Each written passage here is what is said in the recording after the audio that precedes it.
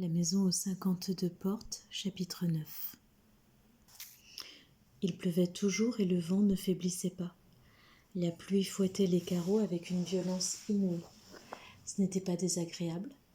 On se sentait dans une sorte de bulle, à l'abri des éléments. En début d'après-midi, maman décida qu'on allait faire du feu dans la cheminée, ce qui serait beaucoup plus gai.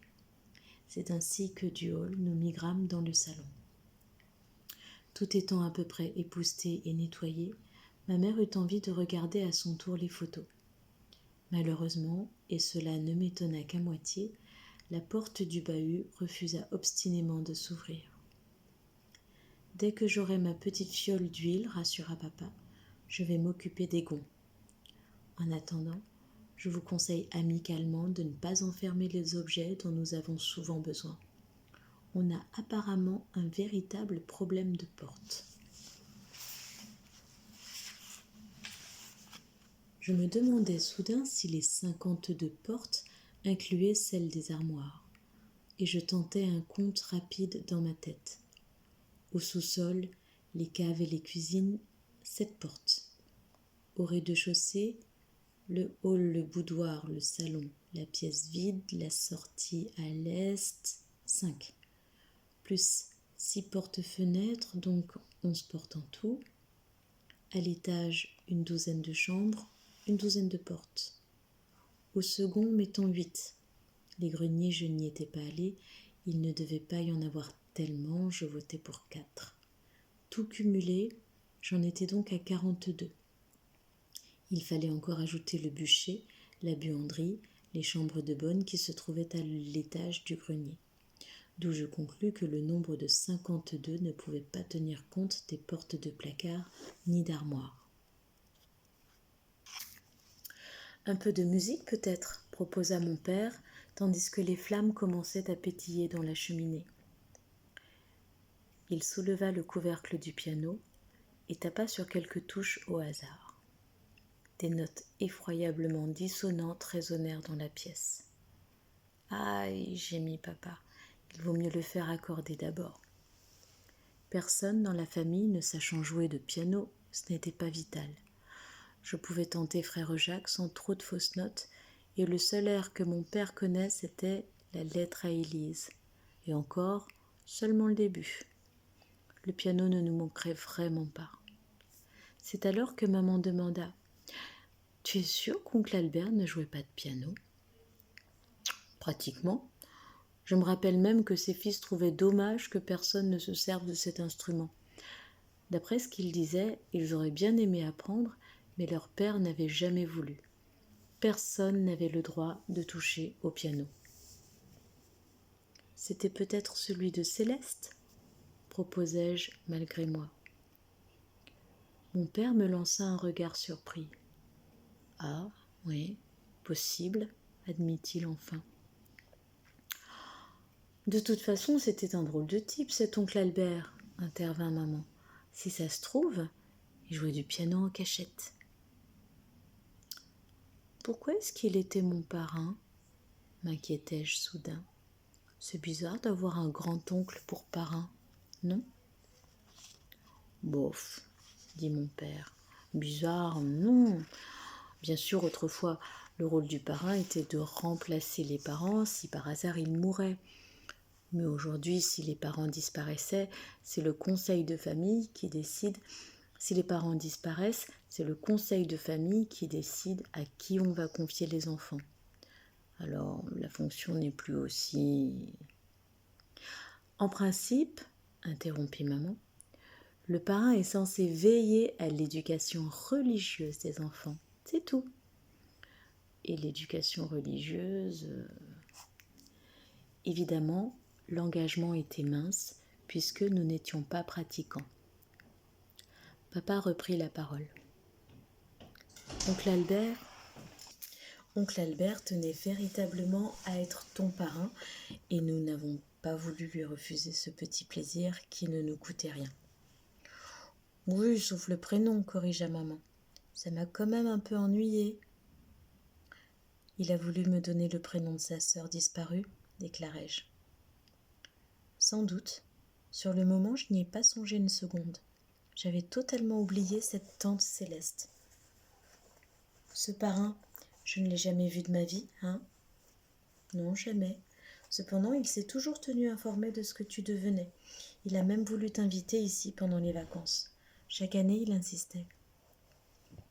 Et alors, je ne suis pas venue? Non, nous n'étions pas d'accord. Il vivait tout seul. Pour une petite fille, c'était un peu isolé. Je n'écoutais plus. Par la porte ouverte, je fixais la pendule du hall sans la voir. Maintenant, Albert avait réussi à me faire venir. Maintenant, j'étais ici.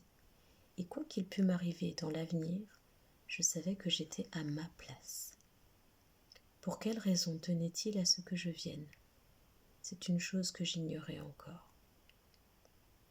J'aimerais bien, dis-je à papa, que tu me parles de mon parrain. Je faisais exprès de ne pas prononcer le nom de mon arrière-grand-oncle pour paraître ne m'intéresser à lui qu'en tant que parrain.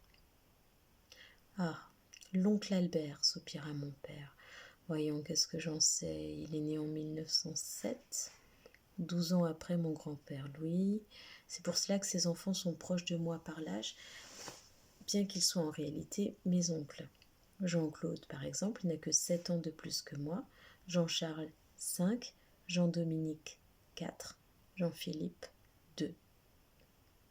Il avait de la suite dans les idées pour les prénoms, fis-je remarquer.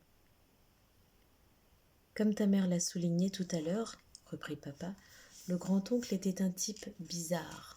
Sa femme est morte très jeune et il ne s'est pas beaucoup occupé de ses enfants. Ils étaient pensionnaires et pendant les vacances, ils allaient en colonie. Ah bah bonjour la famille, commentai-je. Tu ne connais donc pas tes oncles? Si, quand même. Mes parents avaient pitié d'eux de les voir toujours en pension, alors ils les invitaient à la maison pendant les petites vacances. Ils étaient 4 et nous 3. Ça faisait 7 garçons dans la maison. Mon père disait « Quelle foire d'empoigne !» Mais on s'amusait comme des fous. On se relayait pour écrire à l'oncle Albert et on signait au hasard Jean-Charles ou Jean-Philippe. Une fois même, on a signé Jean Chrysostome. D'après mes cousins, je ne les appelais pas mes oncles, ça aurait été ridicule, leur père n'y avait vu que du feu. Ils ne se rappelaient pas qu'ils n'avaient aucun fils de ce nom. Bon, enfin là, ils exagéraient peut-être. Si ça se trouve, suggéra maman, c'est pour ça qu'ils n'ont pas voulu de cette maison. Trop de mauvais souvenirs. L'oncle Albert vivait ici, en ce temps-là. Il a toujours vécu ici. La maison était pour moitié à mon grand-père, mais il n'y habitait pas. Il a laissé par testament sa part à Albert pour qu'il puisse continuer à y vivre. Oncle Albert était le plus attaché à cette maison. Et pourtant, observa maman, il ne faisait pas grand-chose pour l'entretenir. Il n'y a qu'à voir dans quel état... Elle eut un regard vers le piano. Je crois qu'elle pensa une nouvelle fois que c'était le seul meuble convenable dans cette maison, et qu'Albert avait donc dû en jouer. Moi, j'étais persuadée que s'il était entretenu, c'était à cause de Céleste. Pourquoi exactement? C'était le mystère. Je jetai à mon tour un regard sur l'instrument. Si moi seule l'avais vu briller, j'aurais pu douter, mais mes parents aussi l'avaient remarqué. Le piano était réellement propre, au moins extérieurement. Albert vivait ici comme un ours dans sa caverne, renchérit papa. Un véritable ours et une véritable caverne, nota maman. Reconnais qu'on n'y est pas si mal finalement. On s'habitue à l'inconfort. Ou plutôt à un confort différent. Tandis que mes parents poursuivaient leur habituel match de ping-pong verbal, je songeais à une phrase de mon père. Ils étaient 4 et nous 3, ça faisait 7 garçons. Il n'y avait pas de filles dans cette famille, demandai-je. Tu n'as pas de sœur? Ça, je le sais, mais tu n'as pas non plus de cousine? Aucune, répondit mon père. Et le pire, c'est que tous mes cousins n'ont eu à leur tour que des garçons. Tu es la seule fille de la famille depuis des générations et des générations. Waouh, la seule fille de la famille. Était-ce pour cela qu'Albert avait jeté sur moi son dévolu et le prénom qu'il tenait en réserve ? Je poussai un soupir involontaire et levai de nouveau les yeux vers la fenêtre. Des rafales fouettaient la maison de plus belle. L'eau ruisselait sans discontinuer sur les carreaux, transformant le monde qui nous entourait en immense chaos qui faisait ressembler notre maison à un cocon bien clos au milieu de la tempête. Oncle Albert m'avait donné le prénom de Céleste.